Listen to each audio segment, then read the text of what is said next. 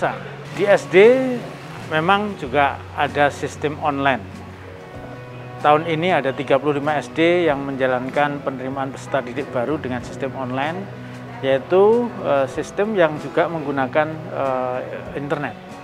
Nah, yang digunakan untuk seleksi juga umur dan juga wilayah kecamatan. Wilayah kecamatan itu juga prinsipnya juga tentang jarak. Yang ada di kecamatan terdekat dengan sekolah itu nilainya lebih tinggi, yang kecamatannya agak jauh. Nah, tetapi akan lebih jauh lagi, saya akan berbincang-bincang dengan Bu Esti, Kepala SD Lempuyang Wangi. Bagaimana sebenarnya proses penerimaan seleksi peserta didik baru untuk siswa SD Lempuyang Wangi ini. Assalamualaikum Bu Esti. Waalaikumsalam Bapak. Berapa yang diterima di SD ini? Yang diterima di SD kami adalah 84 peserta didik baru. 84 sudah semua terpenuhi? Semua sudah terpenuhi. Yang belum daftar ulang ada 14 peserta didik. Karena daftar ulang itu untuk paling akhir Jumat pukul besok, ya? 2 siang. Ya. Kelasnya ada berapa rombongan kelas? Kelasnya ada 3. Ada 3? 3 ya. Kelas 1A, B, dan C. Ada B dan C. Nah, dari 84 itu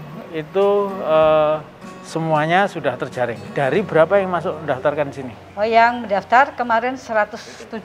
107 yang bisa diterima 84 karena sesuai jumlah rombongan. Ya, jumlah kuota untuk tahun ajaran 2021-2022 untuk SD Negeri Lempuyang Wangi sebanyak 84. Nah, kalau usia tuh semakin tua semakin nilainya tinggi? Ya, semakin tua usianya semakin tinggi. Jadi di dalam yonasi untuk PPDB RTO SD itu usia dari anak peserta didik itu di satu kemantren, satu kecamatan itu tambah 120 hari. Orang yang tinggal di satu kemantren dengan sekolah dengan sekolah itu ditambah 120 hari. Terus? Kemudian yang dalam satu kota tetapi lain kemantren itu ada tambahan 90 hari.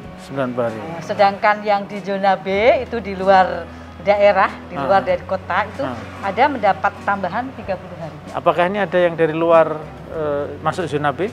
Ada Bapak, ada 5 peserta didik baru kami yang berasal dari luar kota. Itu zona khusus atau memang bagian dari 84 itu? Bagian dari 84. 84. Ya, jadi ada zona A yang satu wilayah, satu kemantren dan satu kota. Yang zona B itu luar daerah, artinya di luar kota Yogyakarta. Itu karena yang zona dalam kota udah habis penuh ya? Atau karena terseleksi dari umurnya itu tadi? Ya, karena terseleksi dari umurnya, di mana sistem itu memang kita kuota untuk luar daerah itu memang ada, tetapi istilahnya dibatasi, tidak dibatasi, hanya pemberian untuk tambahan itu ada 30 hari. Ya. Jadi berarti yang dari luar kota pasti usianya lebih tinggi ya? Ya. Okay. Nah, ada sesuatu yang mungkin perlu disampaikan tentang proses penerimaan PPDB yang untuk SD yang online ini? Kenapa pakai milih online dan segala macam? Ya, kami istilahnya alhamdulillah ketika ditunjuk untuk PPDB RTO karena selain juga sistemnya yang mempermudah secara efektif secara kerja kami, juga artinya orang tua siswa ketika hadir di sini juga tidak terlalu istilahnya banyak kerumunan, dapat kita atur, ya dapat kita kelola sehingga alhamdulillah semuanya diharapkan dalam keadaan sehat walafiat. Sekarang sudah berapa yang daftar? Kurang 14 Pak. Sudah. Kalau nanti sudah penuh, ya. Maksud saya sudah lewat hari, tapi ternyata ada yang belum daftar.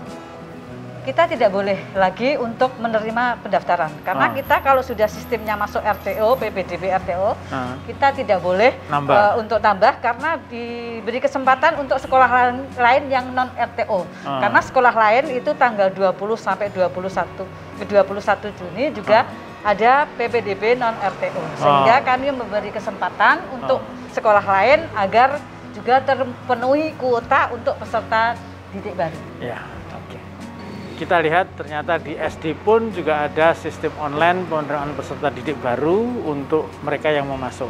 Jadi jelas bahwa ini memang bagaimana mereka yang usianya semakin tua ini kita prioritaskan untuk bisa memperoleh pendidikan, tetapi juga diimbangi dengan warga yang berada di dalam satu lokasi kementerian atau dalam satu kota itu memperoleh prioritas. Nah, inilah yang sebenarnya bagi kita untuk menunjukkan dengan sistem online itu bukan tua-tuaan saja, tetapi juga mempertimbangkan warga kota kita, warga sekitar kementeriannya, agar mereka juga dapat, karena kita nambah. Nah, oleh karena itulah maka PPDB tahun ini moga-moga semuanya lancar, karena ini memberikan kesempatan pada seluruh warga di kota Yogyakarta, terutama siswa yang mau masuk SD, kita beri jalan, yang mau masuk SMP kita beri beberapa jalur, yang itu bagian dari bagaimana setiap masyarakat mempersiapkan diri mengikuti jalur-jalur yang berbeda ini agar nantinya anak-anak bisa mengikuti pendidikan di sekolah yang dituju. Terima kasih. Inilah tadi episode tentang PPDB dalam Grebek Sinau. Oleh karena itu, kita ketemu lagi di episode berikutnya untuk Grebek Sinau, dan kita senantiasa berdoa agar kondisi pandemi segera turun sehingga kesehatan masyarakat semakin terjaga untuk bisa melanjutkan pembelajaran besok menjadi pembelajaran tatap muka.